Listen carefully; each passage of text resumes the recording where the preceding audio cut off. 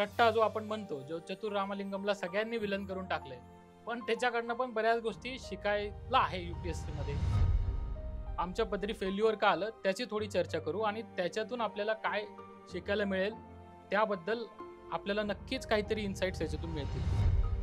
म्हणजे taste series कुठली केली नाही, UPSCच माझी टेस्ट सिरीज होती. ते या लेवलला त्यांची स्पीड होती प्रॅक्टिस केल्याने की ते एक नाही दोन पेन वापरायचे. टॉप 25 मध्ये 8 जण होते त्या हॉस्टेलमध्ये. 4 फिल्म्स नाही झाल्या पण न खचता मेन्स एवढं रेडी ठेवलं आणि जेव्हा चान्स मिळाला की त्यांचे PSIR ऑल इंडिया टॉप. म्हणजे मला कधी कधी असं वाटतं मी एखादी प्रिलिम फेल झालो असतो तर बरं झालं असतं.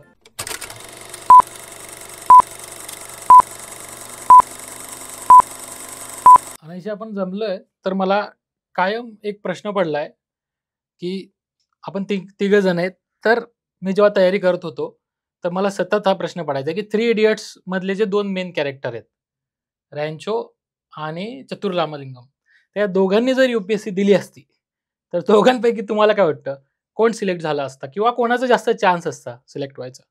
सर याच्यावर मी पण विचार केलेला आणि प्रिपरेशन सुरू करायच्या आधी ऑब्वियस आन्सर वाटायचं की रॅन्चोच सिलेक्ट होणार आणि त्याच्यासारखंच प्रिपेअर करायचा प्रयत्न केला, पण एवढ्या वर्षांच्या अनुभवानंतर लक्षात आलं की दोघंही होणार नाहीत. का असं काय वाटतं तुम्हाला दोघं होणार नाही? मला असं वाटतं की दोघांकडे वेगवेगळ्या क्वालिटीज होत्या, ज्या काही क्वालिटी रॅन्चोच्या असल्या पाहिजेत प्रिपरेशनसाठी आणि काही चतुरच्या असल्या पाहिजेत. तर दोघांचं मिश्रण केलं ना तर टॉप 10 मध्ये रँक येईल सर. तुम्हाला काय वाटतं सर, रॅन्चोचं झालं असतं का? डॉक्युमेंटेशनचे इश्यू आले असते मला असं वाटतं. रॅन्चोचं ते आयडेंटिटी लपवली होती, ग्रॅज्युएशनच कम्प्लीट नव्हतं, त्यामुळे मे बी रॅन्चोचं लिगली झालं नसतं. पण रॅन्चो सारखी पर्सनॅलिटी आणि प्लस जे गिरी सर म्हणले चतुर किंवा सायलेन्सर सारखे पर्सनॅलिटी मिक्सचर UPSC लागतं. आता ड्यू कोर्स मध्ये बघूयाच का असं म्हणलो आपण किंवा हे का म्हणतोय आपण असं ते बघूया. तर म्हणजे रॅन्चोचं ठीक आहे, त्याच्या UPSCने त्याची आयडेंटिटी डिटेक्ट केली असती, ती गोष्ट सोडा बाजूला. पण असं दिसतंय की बाबा दोघांचं कॉम्बिनेशन पाहिजे UPSCला.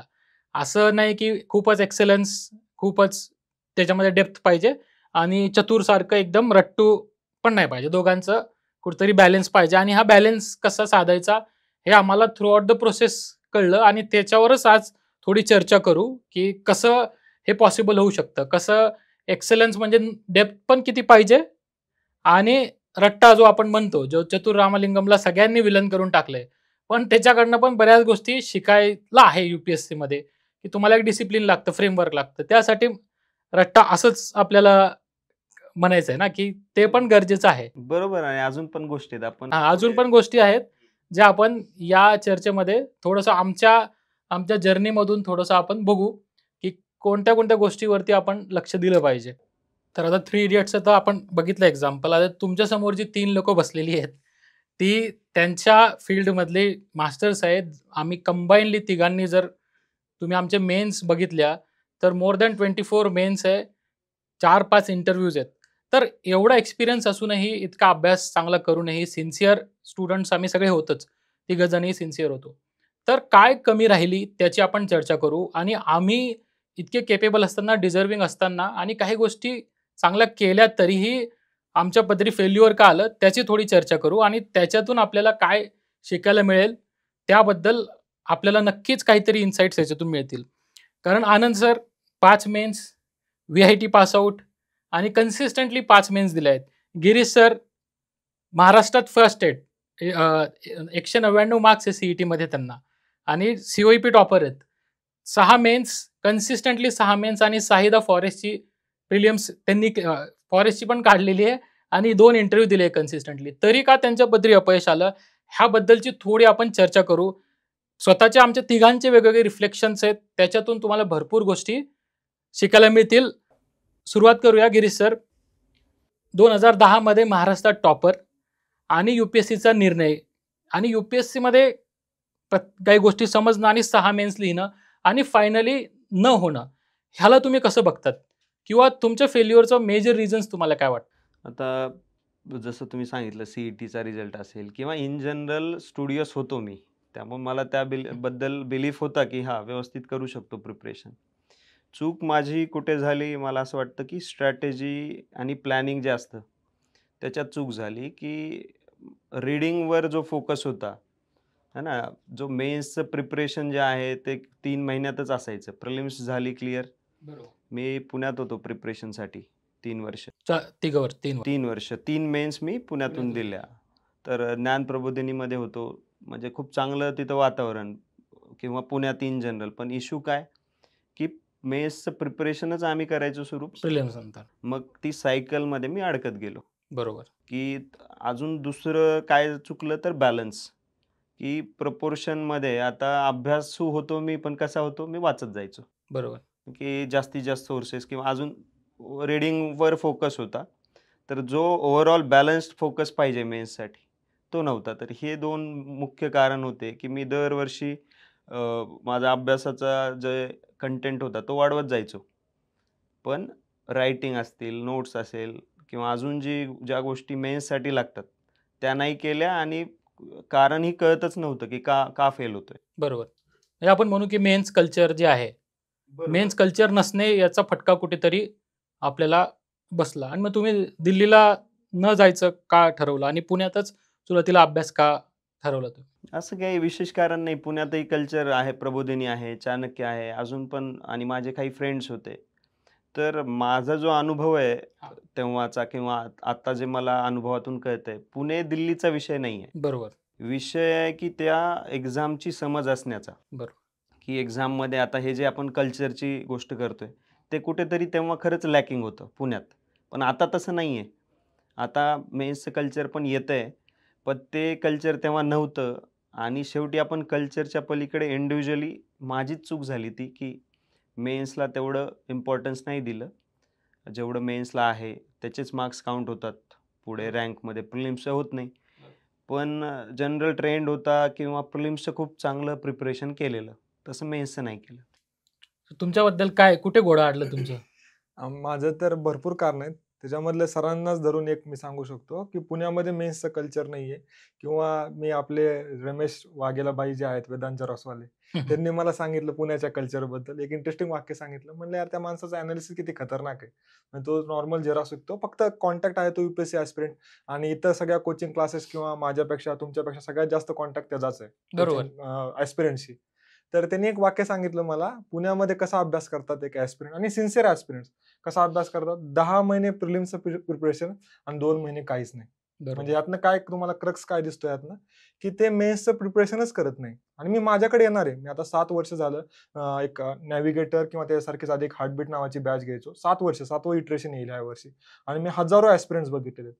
तर ते डायरेक्ट प्रीचं प्रिपरेशन सुरू करतात. त्याच्या आधी जे जून ते डिसेंबर हे महिने आहेत, त्यामध्ये ब्लँक असतात किंवा इकडे-तिकडे भटकत असतात किंवा काहीच करत नाहीत.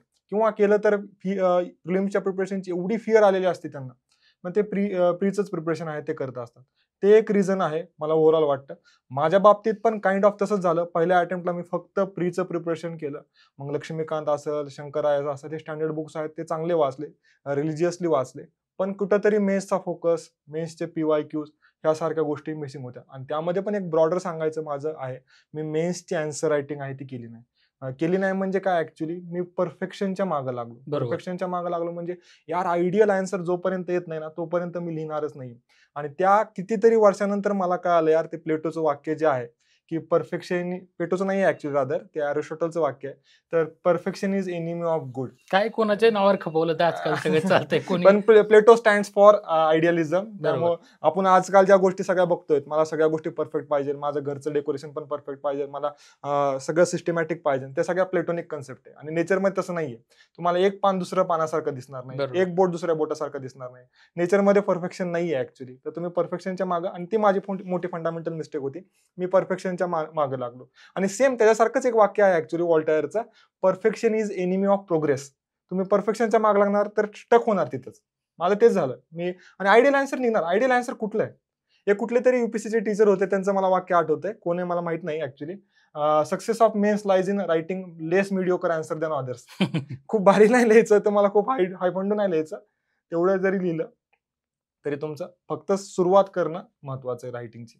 ते नाही केली मी फार उशिरापर्यंत. सर आता आपण मेन्सच्या फेलियर्सनी सुरू केलंय, तर तुम्ही 7 मेन्स दिल्यात. पण तुम्हालाही कुठेतरी अभ्यास सिन्सिअरली केलेला असून सुद्धा काय तुमचं तुमचं काय प्रॉब्लेम झाला? माझा प्रॉब्लेम सर, मी तुमच्या इतका इंटेलिजंट तर नक्कीच नाहीये. पण मी सिन्सिअर होतो. त्यामुळे सिन्सिअरली अभ्यास केला आणि सगळ्या गोष्टी म्हणजे सिलेबस कव्हर केला वेळेवरती, नोट्स काढल्या. मेन्सचा जो आज आपण एनालिटिकल हे म्हणतो, तेच त्या गोष्टी सुव्यवस्थित सगळ्या जे बॉक्स आपण टिक करायचे म्हणतो, काही बॉक्स टिक केले आणि सर जसं म्हणले परफेक्शन, तसं कुठेतरी खूप परफेक्शनमध्ये गेलो आणि जो रँचो एलिमेंट होता तो आपण जसं पहिलं म्हटलो, तर खूप काही-काही विषयांमध्ये खूप डेप्थमध्ये गेलो. असं असं झालं जसं डिझास्टर मॅनेजमेंट, मी कोर्स केला डिझास्टर मॅनेजमेंटचा 7 दिवस. म्हणजे 7 दिवस डिझास्टर मॅनेजमेंट मी वाचत होतो फक्त. मग हे डिझास्टरच झालं माझं नंतर. त्याचं मॅनेजमेंटच नाही झालं. म्हणजे असं आहे. त्यानंतर मला असं वाटतं, की कुठे ना कुठे म्हणजे माझा 7 मेन्स दिल्या कन्सिस्टंटली. पण कुठल्याही मेन्समध्ये माझं असं कंप्लीट 20चे 20 क्वेश्चन लिहिले बा किंवा 15-16 क्वेश्चन चांगले लिहिलेत आणि 4-5 क्वेश्चन असं नाही झालं. 10-12 क्वेश्चन व्यवस्थित लिहायचो पेपरमध्ये आणि बाकीचे असेच मग अर्ध्या तासात 6-7 क्वेश्चन लिहिले मेन्समध्ये. मग मला रायटिंगचा स्पीडचा खूप इश्यू होता आणि मी जेव्हा आता बघतो आता बेनिफिट ऑफ हाइंडसाइट आपण म्हणतो त्याला, तेव्हा मला असं वाटतं मी लिहिलंच नाही. म्हणजे मी लिहिलं असतं तर मी व्यवस्थित पेपर कंप्लीट केले असते आणि एक आयडियल कंटेंटसाठी नेहमी थांबलो. म्हणजे टेस्ट सिरीज कुठली केली नाही. यूपीएससीच माझी टेस्ट सिरीज होती. म्हणजे 2014 मध्ये सगळ्यात पहिले यूपीएससीचाच पेपर लिहिले. 15 मध्ये पण यूपीएससी माझ्याकडून पेपर लिहून घेत होती. पण मी स्वतःहून पेपर देत नव्हतो.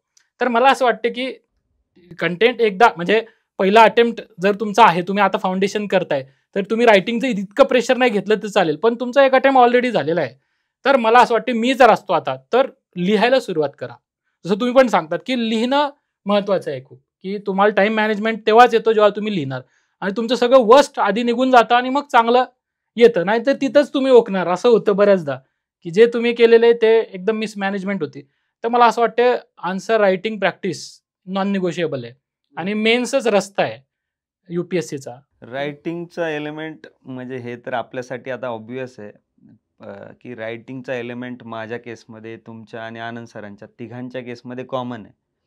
मी माझ्या केसचं सांगायचं झालं तर ऑप्शनलचे 4 अटेम्प्ट्स 4 मेन्सचं मी डिरेक्टली यूपीएससीमध्येच आन्सर्स लिहिली. यूपीएससीला टेस्ट सिरीज लावली होती तुमची म्हणजे. मेन्समध्येच, हां.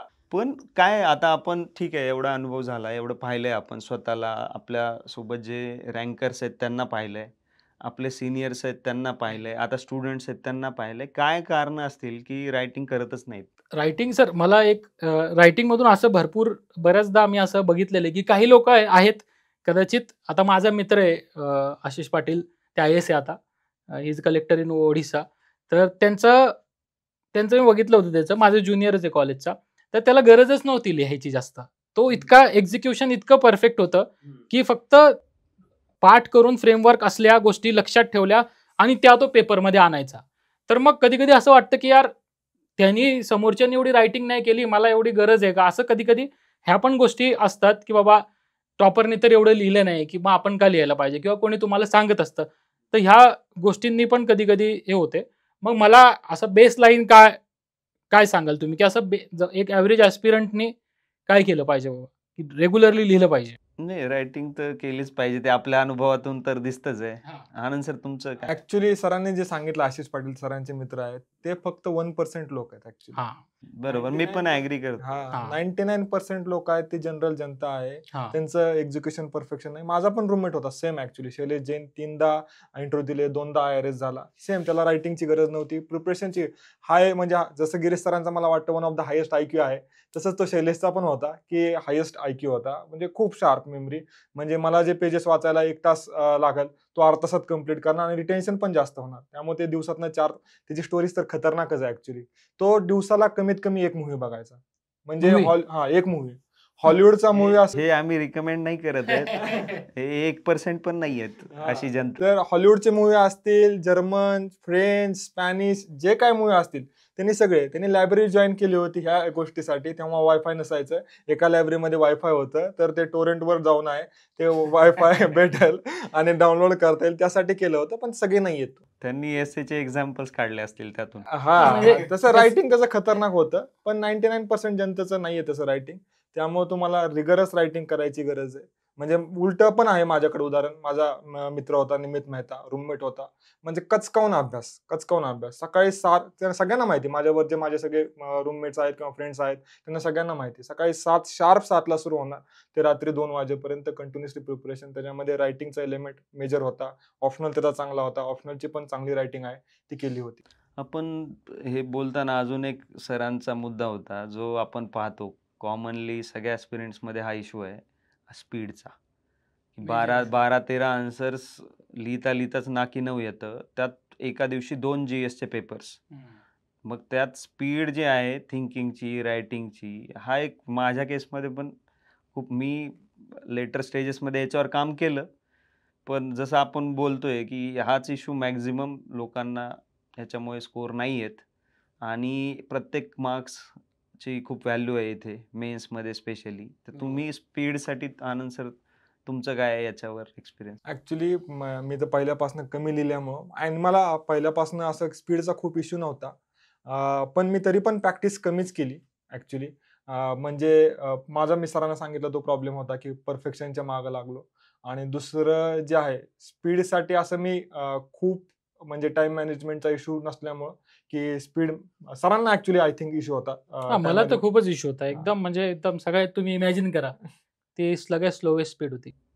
पण तुम्ही का नाही लिहिलं मग डेली आन्सर्स किंवा पेपर का नाही लिहिले तुम्हाला ते काय? मी ऍक्च्युली पहिल्यांदा सगळ्यात मेजर इश्यू होता फिअर, की भीती. बाबा भीती होती मनामध्ये. तसं उलट आहे, मला MCQ सॉल्व्ह करायला खूप मजा यायची. हा, पण तशी मला मजा कधी आली नाही क्वेश्चन्स लिहिताना. आणि फिअर बसायचं पण एक कारण होतं की आम्ही आन्सर जेव्हा लिहित होतो स्टार्टिंगला, तेव्हा माझे आन्सर वाचले ते एवढे खराब निघाले. माझ्या मित्रांनी वाचले किंवा बाकीच्या सिनियर्सनी वाचले, त्यांनी खूप क्रिटिकल रिव्ह्यू दिले मला. तर त्यामुळे ते एक मनामध्ये सायकोलॉजिकल फिअर. म्हणलं यार जोपर्यंत माझा एक कंटेंट भारी होत नाही तोपर्यंत मी लिहिणार नाही. आणि भारी कंटेंट तर ऑब्व्हियसली, परफेक्ट कंटेंट तर कधी येतच नाही. माझा सिमिलर एक्सपिरियन्स आहे. म्हणजे मी 3 मेन्स दिल्या. त्यानंतर मी दिल्लीला गेलो. तिथे जे रूममेट होते माझे वासू जैन, IAS आहेत आता ते, छत्तीसगड कॅडर. त्यांची पहिली मेन्स होती. ते गायडन्ससाठी माझ्याकडं म्हणजे विचारायचे, एसे लिहायचे. मी लिहायचो बिलकुल नाही. आपलं रीडिंग चालूच असायचं कन्सिस्टंटली. पण त्यांचं त्या अटेम्प्टमध्ये त्यांना इंटरव्ह्यू कॉल आला आणि त्याच्या पुढच्या अटेम्प्टमध्ये त्यांचा रँक आला, रँक 63. आणि त्यांनी रायटिंग सोडली नाही. इनफॅक्ट ते या लेवलला त्यांची स्पीड होती प्रॅक्टिस केल्याने, की ते एक नाही 2 पेन वापरायचे. की ब्लू आणि ब्लॅक दोन्ही पेन्सनी ते लिहायचे. आणि ऑब्व्हियसली मला तर ते तेवढं इम्पॉर्टंट वाटत नव्हतं तेव्हा. जसं डायग्राम्स काढणं हे एक रिझन आहे, की दुसऱ्यांचे जे टॉपर्स लिहित आहेत की काय केलं पाहिजे ते न करता रिजिडिटी प्रिपरेशनमध्ये, रायटिंगमध्ये असेल किंवा तुम्ही कशा पद्धतीने प्रिपेअर करताय त्याच्यात असेल. रिजिडिटी एक मेजर रिझन होतं माझं, की सेम गोष्टी रिपीट करत सेम रिझल्टच परत रिपीट झाला. फेलियरच आलं. तर डायग्राम्स किती महत्त्वाचे आहेत मेन्ससाठी. आता आपल्याला ती अक्कल आली महत्त्वाच्यात, आपण त्याच्यावर बुकलेट्स काढतोय, बुक्स काढतोय, ज्याच्याने ॲस्पिरंट्सची हेल्प व्हावी. पण डायग्राममध्ये मी एकदम रिजिड होतो, की डायग्राम्स नकोच. त्याचा बेनिफिट होतो जनरल स्टडीजमध्ये स्पेशली. जसं तुम्हाला पण 5व्या मेन्समध्ये इंटरव्ह्यू कॉल आला. मग तसं कसं, म्हणजे तुम्ही काय वेगळं केलं त्यावेळी? आणि जेणेकरून पहिले, आता माझ्या केसमध्ये पण तसंच झालं, की 4 मेन्स आधी नुसत्या ट्रायल अँड एरर मध्ये गेल्या आणि 5व्याला मग इंटरव्ह्यू कॉल आला. तर तुम्ही असं का वेगळं केलं? आणि सगळ्यात मेन मला हे म्हणायचं आहे, की म्हणजे माइंडसेट आता माझा जे आत्मविश्वास आहे 4 मेन्स नंतर नाही झाल्यावरती खचतो तो. आणि ते मग कुठेतरी आत्मविश्वास पण कमी झाला. 1 फेल्युअर नंतर, 2 फेल्युअर नंतर, हे खरं आपल्याला जमेल का? कारण आपण वारंवार ते करतोय आणि आपल्यात क्षमता असते ती. पण ते म्हणजे माझ्या म्हणजे 4 मेन्सपर्यंत तर माझा आत्मविश्वास गेला होता. पण तो कसा तरी मी रिवाईव्ह केला. सर्कल होतं आणि स्वतःमध्ये रिफ्लेक्ट करत होतो आणि थोड्या 8 पेपर मी लिहिले होते त्याच्या आधी. मग मला इंटरव्ह्यू कॉल आला. एक तर लिहत नव्हतो आणि त्या वर्षी मग म्हटलं लिहून बघू काय होते तर. आणि the moment I wrote papers, मला त्या वर्षी इंटरव्ह्यू कॉल आला. तर तुमचा कसा एक्सपिरियन्स होता, की तुम्ही मोटिवेटेड कसे राहिले 4 इथपर्यंत? कारण आमच्या फेल्युअर आणि तुमच्या फेल्युअरमध्ये म्हणजे तुम्ही ज्या इथून आले होते, समजा तुम्ही क्रीम ऑफ द महाराष्ट्र आहे किंवा क्रीम ऑफ इंडिया आपण म्हणू, तर तिथून तुम्हाला कसं तुम्ही स्वतःला मोटिवेट करत होतात आणि त्या अटेम्प्टमध्ये काय असं वेगळं केलं? तर 2 गोष्टींमध्ये, एक तर त्या अटेम्प्टमध्ये काय वेगळं केलं, तर आता 4th मेन्स माझी 2 मार्क्सने फेल झालो मी. आणि प्रत्येक मेन्स दिल्यानंतर ना आपल्याला काय होतं, एक एनलाइटनमेंटची फीलिंग येते. आता मला कळलंय काय करायचंय. दरवर्षी ते व्हायचं. मग मी दरवर्षी मेहनत तर करत होतो, पण जसं मी म्हटलं बॅलन्स नव्हता मेहनत. हम्म. 4th मेन्स माझी 2 मार्क्सने फेल झालो मी. मग मी ठरवलं आता आर-या-पार म्हणजे दरवर्षी, आणि माझे ज्युनियर्स जे माझ्याकडून गाईडन्स घ्यायचे किंवा त्यांनी मेहनत केली, बॅलन्स ठेवला, त्यांना रिझल्ट मिळाला. तर मला हे दिसत होतं की रिझल्ट तर मिळतोय. आपल्याला का नाही मिळत आहे, कुठे चुकतोय ते रिफ्लेक्शन केलं. तर आधी रिफ्लेक्शन नाही करायचो, हे एक मोठी चूक होती. रिफ्लेक्शन केलं, लक्षात आलं की मी रायटिंग नाही करत आहे. ऑप्शनलचं 4 अटेम्प्ट झाले, पेपर नाही लिहिलाय आणि कोविड होता तेव्हा. तर मग घरूनच प्रिपरेशन केलेलं. मग डेली 2 आन्सर्स लिहायचं ऑप्शनलचं. प्री आणि मेन्सच्या मध्ये का नाही, प्रीच्या आधी, कारण प्री आपली प्रीच्या आधी. तेव्हा हे झालेली, पोस्टपोन झालेली. ऑक्टोबर मध्ये झाली होती. हां, तर डेली 2 आन्सर असं करत 150 आन्सर्स लिहिली. मध्ये ब्रेक घेत तर त्याच्याने खूप फायदा झाला. त्यानंतर प्रीनंतर मग परत 8 पेपर्स लिहिली ऑप्शनलची. अरे वा. हे सोडता नोट्स नव्हत्या माझ्या. नोट्स बनवलेल्या, पण त्या कन्सॉलिडेटेड नाही, सिलेबस वाईज नाही. त्याच्यावर थोडं काम केलं. थोड्या नोट्स, आता तोपर्यंत अभ्यास झालेला. मग नोट्स थोड्या बॉरो केल्या, स्वतःच्या नव्हत्या, पण त्याचा यूज केला. ह्या 2 गोष्टी झाल्या. तिसरी गोष्ट म्हणजे PYQ ॲनालिसिस केलं पहिल्यांदा. जसं आपण प्रिलिम्स एवढ्या दिल्यात तिघांनी. तर ते मेन्सचं माझं PYQ ॲनालिसिस नव्हतंच. आणि जेव्हा ॲनालिसिस केलं, अरे कळलं रिपीटच होत आहेत गोष्टी. ह्या काही गोष्टी, अजून पण गोष्टी आहेत. ह्या गोष्टींनी म्हणजे फंडामेंटल चेंज आणला आणि त्याच्याने मेन्स क्लिअर झाली. दुसरं, माइंडसेटचा मला ॲज सच इश्यू नाही आला कधी. म्हणजे माझं सेल्फ एस्टीम कमी नाही झालं. आणि पण तेच कुठेतरी रिझन आहे की मला प्रेशर नाही आलं माझ्यावर, त्याच्यामुळेच मी काम नाही केलं. थोडं प्रेशर पाहिजे. तर थोडं प्रेशर पाहिजे, थोडी भीती पाहिजे. माझ्यावर नाही आली तर मी आपलं रिपीट करत राहिलो गोष्टी.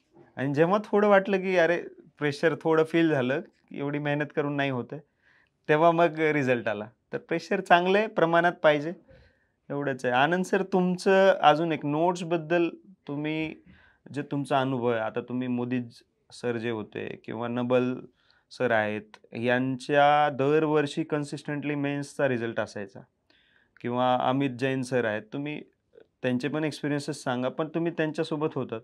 नोट्समध्ये काय फरक तुम्हाला वाटला तुमच्या स्ट्रॅटेजीमध्ये आणि त्यांच्या? मी ॲक्च्युली, मला स्टोरी आठवतीये. मी हॉस्टेलला गेलो होतो दिल्लीमध्ये. त्या दिवशी मला पहिल्यांदा भेटले 2015 साली मुदित जैन सर भेटले होते. ॲक्च्युली महाराष्ट्राचेच एक ऑफिसर आहेत, त्यानंतर ऑफिसर झाले धीरज गुळे सर, किंवा धीरज भाई आम्ही त्यांना म्हणतो. त्यांनी सांगितलं, यार मुदितचं प्रिपरेशन चांगलं आहे, मुदितला जाऊन भेट. मुदित त्यांचे एकदम क्लोज फ्रेंड आहेत, तर मुदितला जाऊन भेट. तर मुदित जैन सरांना जाऊन भेटलो मी. 3rd फ्लोअरला राहत होतो, मुदित जैन आहेत ते 2nd फ्लोअरला राहत होते. त्यांना जाऊन भेटलो आणि त्यांनी पहिल्या दिवशीच मला दाखवलं लक्ष्मीकांतच्या नोट्स फॉर द मेन्स. अरे बापरे. हा, मी सरप्राईज झालो. मी आजपर्यंत भरपूर लोकांना भेटलो, इव्हन सिलेक्टेड लोकांना पण भेटलो होतो, पण यार मेन्ससाठी लक्ष्मीकांतच्या नोट्स हे कोण काढतंय? आणि तेव्हा त्यांचं फायनल सिलेक्शन झालं नव्हतं, 2015 साली झालं नव्हतं. मला वाटलं हे चुकीचं आहे, असं मला वाटलं पहिल्यांदा, तेव्हा वाटलं. पण नंतर त्यांनी 16ला काढली, 17ला काढली आणि 18ला काढली. तुम्हाला माहिती आहे, पूर्ण इंडियाला माहिती राहतं की मुदित जैन सरांचा मेन्समध्ये one of the highest score आहे, किंवा हायेस्ट स्कोर आहे, दरवेळेस खतरनाक पडलेलं आहे. हे कसं तुम्हाला माहिती असेल, मॅक्सिमम लोकांना माहिती असेल, त्यांचा इंटरव्ह्यूचा स्कोर आहे वन ऑफ द लोएस्ट. म्हणजे 2016ला त्यांचा रँक आय थिंक 222 आहे का 207 आहे, आणि 222 रँक आहे.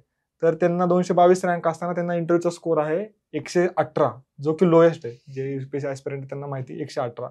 आणि आम्हाला वाटलं यार पुढच्या वर्षी आता ते चांगलं इम्प्रूव्ह करतील. One of the lowest score आहे. रादर युपीएससीच्या हिस्ट्रीमध्ये एवढा लोएस्ट स्कोर असणारा ऑफिसर, टॉप रँकर मला नाही वाटत कोण असेल. त्यांनी पुढच्या वर्षी परत मेन्स दिली.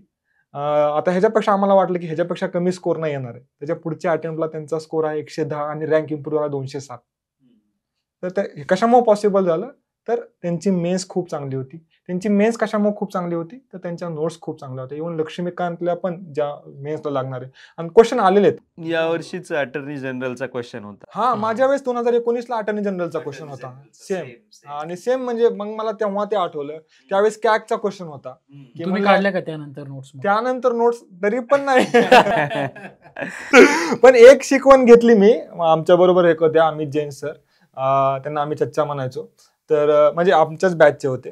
तर त्यांच्या पॉलिटिकल सायन्सच्या खूप खतरनाक नोट्स, ऍक्च्युली ते ओव्हरऑल नोट्स काढण्यामध्येच खतरनाक आहेत. म्हणजे आज पण फॉरेस्ट सर्व्हिससाठी ज्याला जिओलॉजी ऑप्शनल द्यायचा आहे ते अमित जैन सरांच्याच नोट्स वापरतात, कारण त्यांचा फॉरेस्ट्रीमध्ये किंवा IFS मध्ये ऑल इंडिया रँक 6 आलेला आहे आणि UPSC मध्ये सिव्हिल्समध्ये ऑल इंडिया रँक 100 आलेला आहे. त्यांनी IPS चूज केलं.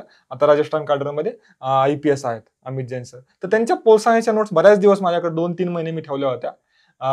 तर त्यांच्या त्या नोट्स बघून मी माझ्या ज्या शुभरंजन मॅमच्या नोट्स आहेत त्यातनं मायक्रो नोट्स काढल्या आणि त्या वर्षी माझा सगळ्यात कमी म्हणजे गॅप होता, म्हणजे क्लिअर करण्यामध्ये किंवा इंटरव्ह्यूचा कॉल आणि माझ्या स्कोअरमध्ये सर्वात कमी गॅप होता. आणि त्याच्यापेक्षा भारी म्हणजे मेन्सचा स्कोर आहे किंवा पोल सायन्सचा स्कोर आहे त्या वर्षी मला डिसेंट आला होता. मग त्याचं रिझन आहे, बेसिक रिझन आहे, नोट्स मायक्रो नोट्स आहेत आणि माझ्या काही ऍस्पिरंटला मी डिस्ट्रीब्यूट पण केलं. तर आणि सगळ्यात विशेष म्हणजे काय, त्या वर्षी काय झालं माझं, त्याच्या आदल्या वर्षी 2018ला माझा पोल सायन्स, मला लाज वाटते ऍक्च्युली सांगायला, माझा पोल सायन्सचा स्कोर होता फक्त 98. दोन्ही पेपर मिळून की एक पेपर? तर पेपर 1ला ऍक्च्युली. आणि कशामुळे लाज वाटते मला, मी त्या वर्षी एका क्लासला पूर्ण पेपर 1 शिकवला होता आणि शिकवल्यानंतर माझा स्कोर आहे तो 98 आला. मग मी पूर्ण म्हणजे डिवास्टेड झालो होतो. सरांना जो इश्यू म्हणले ना, इम्पॉर्टंट याच्यातून काय कळतं की स्टडी हा इश्यू नव्हताच, त्याच्या पुढची जी प्रोसेस. 2 गोष्टी इम्प्रूव्ह केल्या. एक तर नोट्स काढल्या, त्या अमित जैन सरांच्या बघून मी नोट्स काढल्या, त्यांनी पण खूप चांगलं गाईड केलं मला.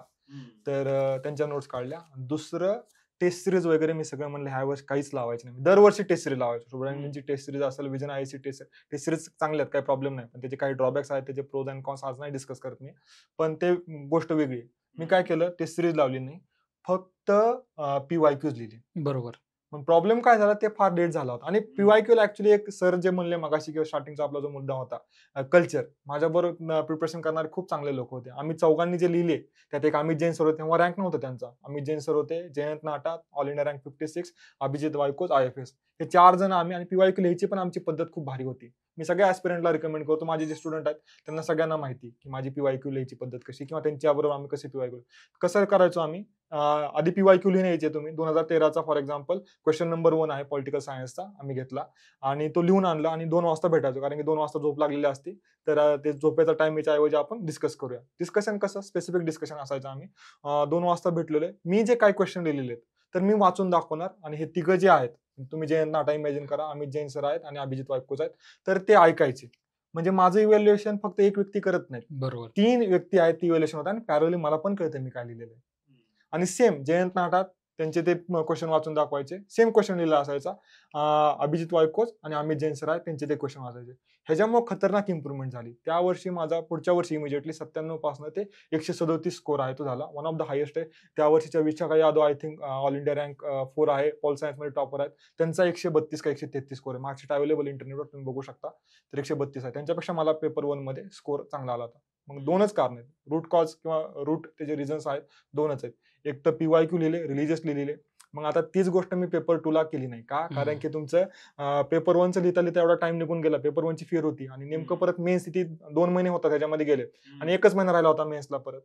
मग टाइम उरला नाही. मग मेन्स 365 वाचायचंय, बाकीच्या गोष्टीची रिव्हिजन करायची, GS 1, 2, 3, 4 ची रिव्हिजन राहिलेली आहे, त्या गोष्टी केलेल्या नाही. मग पेपर 2ला नाही केलं. अगेन पेपर 2ला रिफ्लेक्ट झालं, सेम 114 स्कोर होता, जो तो स्कोर वाढला नाही माझा.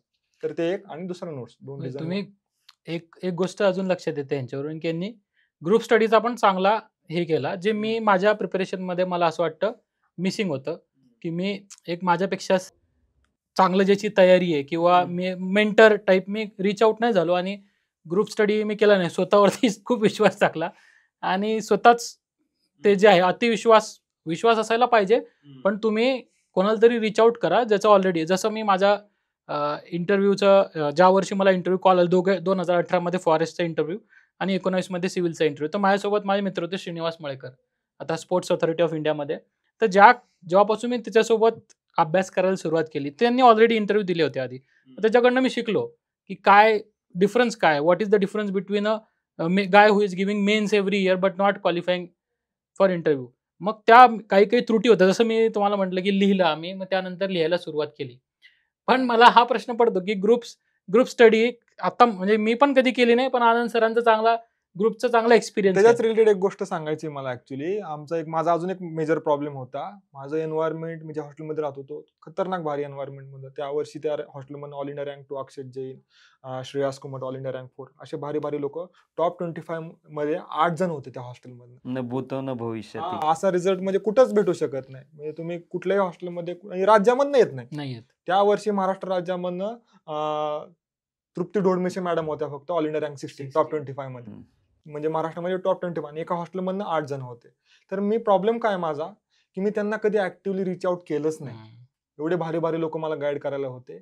मग कधी सेल्फ कॉन्फिडन्स असेल जास्त, किंवा कधी कधी फिअर पण असेल. काय म्हणतील, सिम्पल डाऊट विचारल्यावर, सिली डाऊट विचारल्यावर काय म्हणतील, काय रिॲक्ट करतील, अशा टाईपच्या दोन्ही गोष्टीमुळे मी त्यांना ऍक्टिव्हली रिच आउट नाही केलं. नाही, आणि हेच एक कारण आहे. मी म्हटलं ना की रँचो पण फेल होईल, त्याचं कारणच एक हे आहे की ते स्वतःवरच जास्त रिलाय करतो.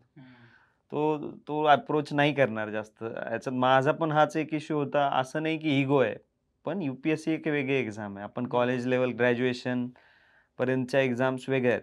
तिथे स्वतःवर डिपेंड राहून करू शकता. इथे डायव्हर्सिटी एवढी आहे टॉपिक्सची, किंवा टाइम एवढा लिमिटेड आहे की तुम्ही जर ग्रुप कोलॅबरेशन नाही केलं चांगल्या पद्धतीने, स्वतःवरच डिपेंड राहिलात, तर मग तेवढ्या वेळात तेवढा चांगला रिझल्ट नाही येऊ शकत.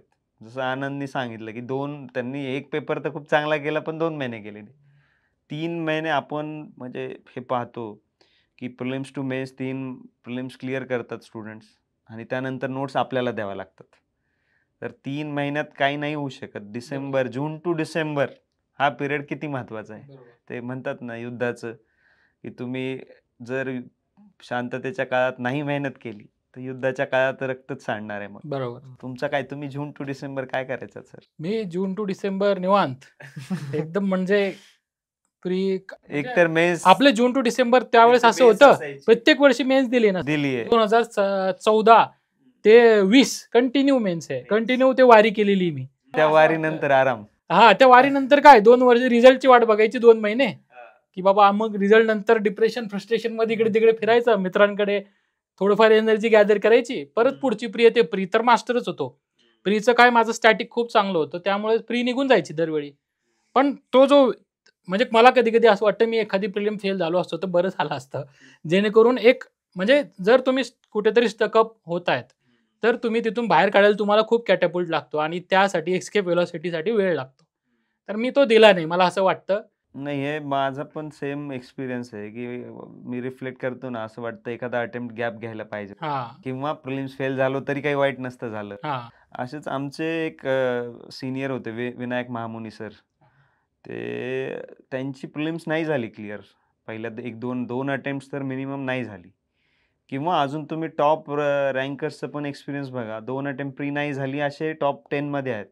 मग हे कसं झालं, हे माझ्यासाठी शॉकिंग होतं जेव्हा मी पाहिलं. तर त्यांनी त्या वेळेचा खूप चांगला यूज केला. त्यांचं मेन्स एवढं रेडी ठेवलं की विनायक महामुनी सर आहेत 75 रँक, आत्ता CEO नागपूर. किंवा पूजा राणावत मॅम आहेत, 4 अटेम्प्ट प्रिलिम्सच नाही झाली. आता जसं तुम्ही म्हटलं 4 मेन्स देऊन सुद्धा आपण खचतो. बरोबर. तर त्यांनी 4 प्रिलिम्स नाही झाल्या, पण न खचता मेन्स एवढं रेडी ठेवलं, आणि जेव्हा चान्स मिळाला की त्यांचे PSIR ऑल इंडिया टॉपर. त्या वेळेचा यूज करणं व्यवस्थित, हे का म्हणजे आता तर कॉम्पिटिशन अजून वाढली आहे. अजून एक इश्यू आहे कंटेंट ओव्हरलोडचा. आता तर जास्त आहे खूप. एवढं तुम्ही मागत नाही तेवढं तुम्हाला देतायत, तुम्हाला फीड केलं जातं. लो भाई लो, बटवारा हो रहा है कंटेंट का. फोमो नाही की आता आपल्याला स्टुडंट्स हा सोर्स वापरू का, दरवर्षी सोर्स चेंज करणार. हा चांगला सोर्स आलाय, हा चांगला सोर्स आलाय. सर, कंटेंट ओव्हरलोडच्या आधी मला एक प्रश्न विचारायचा आहे तुम्हाला. आता आनंद सरांचा तर ग्रुप मस्त होता, त्यांचा मुलांचा ग्रुप होता सगळा. तर आता पोरांचा बरेच प्रश्न असतो की ग्रुप कसा असावा, ग्रुपचा बॅलन्स असावा, डायव्हर्सिटी असावी. सर विचार खोलून विचार. नाही समजलं. समजा आता ग्रुपमध्ये वेगळे लोक असले तर त्यांनी कसं मॅनेज करावं, किंवा ग्रुप अभ्यासच करावं, हे कसं एन्श्योर करावं, की एक बेसिक कसं असलं पाहिजे. की आता तुम्ही पण ग्रुप डिस्कशनवर, आपण मेंटरशिप जिथं करतात तिथं आपण ग्रुप डिस्कशन किंवा ती इकोसिस्टम साठी तुम्ही भरपूर स्ट्रेस करता. त्याला याच्यात महत्वाचं काय आहे की ग्रुप ऍक्टिव्हिटी हे सप्लिमेंटरी पाहिजे, त्याला कोर काम नाही. म्हणजे तुम्ही ग्रुपमध्येच अभ्यास करताय, हिच्यासोबत याच्यासोबत छान वाटतं, अभ्यास होतो, ही फिलिंग टेम्पररी फिलिंग आहे. तर ग्रुप ॲक्टिव्हिटी कधी मला वाटतं बेस्ट आउटपुट देते, जेव्हा सगळ्यांचा बेस बनलाय आणि पुढच्या स्टेजला जसं आन्सरची भीती असते, आपल्याला माहिती आहे आपण चांगलं नाही लिहित. तिथे तुम्ही यूज करू शकता ग्रुप ॲक्टिव्हिटी, PYQ ॲनालिसिस. अजून एक महत्त्वाची ॲक्टिव्हिटी जी आहे ब्रेनस्टॉर्मिंग करणं क्वेश्चन्स मेन्सचे. आपण ते नाही करायचो. बरोबर. त्यामुळे मग ते स्पीडचा इश्यू असेल किंवा स्ट्रक्चर्ड थिंकिंग असेल, ते नाही व्हायचं. किंवा आता एसे सारखा पेपर आहे, ते ब्रेनस्टॉर्मिंग करून तुम्ही दुसऱ्यांच्या आयडियाज घेऊ शकता. तर ग्रुप ॲक्टिव्हिटी करताना क्रायटेरिया हा पाहिजे की ग्रुप खूप मोठा नसावा, छोटा 3 लोकांचा असावा, 3 ते 4. आणि प्रत्येकाने हे रिफ्लेक्ट केलं पाहिजे की मी काय कॉन्ट्रीब्यूट करतोय ग्रुपला, करतोय का, आणि मला काय मिळतंय. हे जर ग्रुपमध्ये अभ्यासच तर म्हणजे बाकीच्या गोष्टींसाठी कसं आहे की तुम्ही Distraction 3-4 अटेम्प्ट झाले हा. की डिस्ट्रॅक्शन हा एक मोठं रिझन आहे फेलियरचं. की 3-4 अटेम्प्ट झाले की तुम्ही दुसरीकडे इंटरेस्ट घेता, तुम्ही डिप्रेशन मध्ये जातात तिथून. डिप्रेशनमध्ये जाता, कुठून तरी तुम्ही आधार शोधता. जसं मी चेसचा शोधला, कोणी अजून कशाचा शोधतं. तर ग्रुप असावा आणि रिफ्लेक्शन, कंटिन्युअस रिफ्लेक्शन ग्रुपनी ऑनेस्टली केलं तर ग्रुपसारखं, जसं आनंद सरांनी ग्रुपचं नाव सांगितलं, ते सगळी ग्रुप क्लिअर झाला. तसंच माझ्या केसमध्ये जे माझे फ्रेंड्स होते, मी सिनियर होतो त्यांचा IPS दर्शन दुगड, IAS अभिजैन, IFS पुष्कर काळे, ह्यांनी ग्रुप ॲक्टिव्हिटीचा पूर्ण परफेक्ट म्हणजे फायदा घेतला. आता पुष्कर काळे सर आहेत, त्यांचं तर नंतरच्या अटेम्प्ट्समध्ये 6 तास करायचे ते फक्त.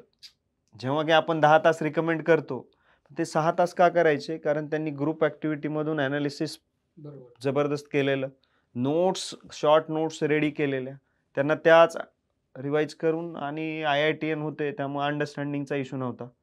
6 तासात मग तसंच आता ही 6 तास 7 तास हे रिकमेंड नाही करत आपण, रेअर इन्स्टन्सेस आहेत. पण ग्रुपचा जर योग्य वापर केला तर तुम्ही म्हणजे ग्रुपमध्ये 1 और 1 11, आणि ग्रुपचा जर चुकीचा वापर झाला तर तुम्हाला ती ॲक्टिंग करता तुम्ही प्रिपरेशनची, की लायब्ररीत जाणार सोबत किंवा लायब्ररीत असणार बसलेले, पण लायब्ररीत संगीत खुर्ची खेळणार किंवा लंचला सोबत जाताय, कुठे फिरताय, आता गणेशोत्सव आहे तिथे जाणार. तुम्हाला कोणीतरी ग्रुपमध्ये एक जण पाहिजे जो तुम्हाला चेकमध्ये, अकाउंटेबिलिटी. UPSC इंटरेस्टिंग ह्याच्यासाठी आहे की ज्या क्वालिटीज ऑफिसरला लागतात ना नंतर, त्या क्वालिटीज इथे डेव्हलप झाल्या तरच रँक येतो तुमचा, नाही तर रँक नाही येत. म्हणजे sir current affairs history optional होता तुमचा, तुम्ही नाही, माझा आणि करंट अफेअर्सचा थोडासा 36चा आकडा आहे. हा, म्हणजे वेगळं रिलेशन आहे जरा. मी वेगळ्या पद्धतीने करंट अफेअर्स कव्हर करायचो. मला केस स्टडीज मध्ये खूप इंटरेस्ट होता, गव्हर्नन्सच्या किंवा अशा. मग मी त्या संबंधित करंट अफेअर्स करायचो. मेन्सला म्हणजे डेली न्यूजपेपर वाचायचो तेवढंच. सुरुवातीला नोट्स काढल्या, सुरुवातीच्या अटेम्प्टमध्ये तेवढी एक चूक केली की न्यूजपेपरच्या नोट्स काढायचो, ते लिहित बसायचो. काय ह्याच्यात हे लिहिलेले, ह्याच्यात ते लिहिलेले. प्रॉब्लेम काय झाला, त्याचाच गठ्ठा तयार झाला आणि तो गठ्ठा अजून पडलेला आहे. म्हणजे त्याला, आणि मग काय तुम्ही अजून ठेवलंय का? मी माझ्या सगळ्या नोट्स रद्दीत दिल्या. नाही, आठवणीत ठेवलंय. आठवणीत ठेवलेलं आहे मी ते. विशेष म्हणजे सरांनी ऑफिसला आणून ठेवलेलं आहे. ऑफिसला आणून ठेवलंय आपल्या, की बाबा हे माहिती पाहिजे, हे नाही करायचंय आपल्या स्टुडंटला, हे नाही करू द्यायचं कोणाला. मी म्हणत होतो आपण जसं चतुरच्या पण क्वालिटीज पाहिजे. एक गोष्ट मला काय वाटायचं की UPSC इंटेलिजन्सची एक्झाम आहे, त्यामुळे मी कधीच रट्टा नाही मारला. मला वाटलं की पेपरमध्ये मी विचार करायचो 3 तासांच्या पेपरमध्ये.